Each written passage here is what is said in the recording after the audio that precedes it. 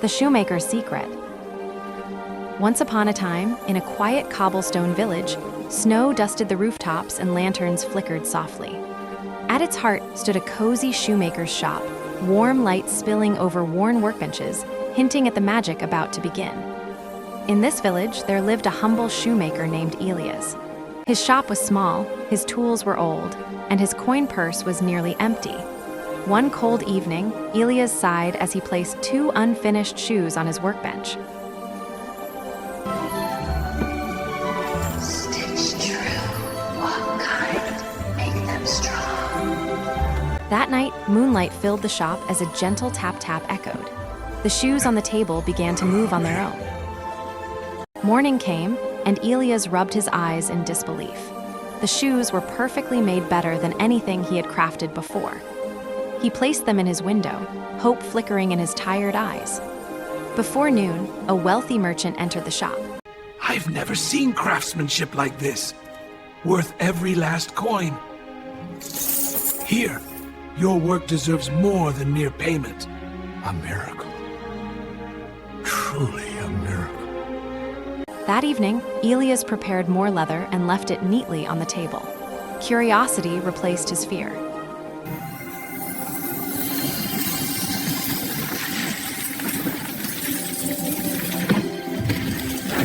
He hid behind a curtain, heart pounding, waiting for night to fall. As the clock struck midnight, 2 tiny figures appeared. They hummed softly as they worked, their nimble fingers dancing across the shoes. Elias watched, tears forming in his eyes. He realized the elves wore torn clothes and worn shoes of their own. A quiet promise formed in his heart. Make them fit not just feet, but hearts. The next day, instead of leather, Elias placed tiny coats, hats, and shoes on the table. That night, the elves returned and gasped in delight. No one has ever made us gifts. The elves danced with laughter. They bowed deeply, their eyes shining with gratitude. Your kindness is richer than gold. Our work here is done. Bless my soul. Thank you, little ones. From that night on, the shoes never walked by themselves again. Elias felt a moment of sadness, but also peace.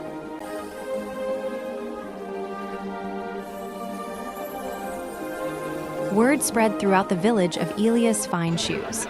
Customers lined up, and laughter returned to the once quiet shop. Oh yeah, your shoes last a lifetime! They are made with care. People traveled from nearby towns to see his craftsmanship for themselves. Years passed, and Elias became known not just for his skill, but for his kindness, repairing shoes for the poor and teaching young apprentices. He never turned away anyone in need, no matter how little they could offer. On quiet nights, Elias would glance at the old workbench, half expecting to hear the soft tap-tap again. You're always so giving. Because joy, lad, is a thing you carve with your own hands, and it grows when you share it.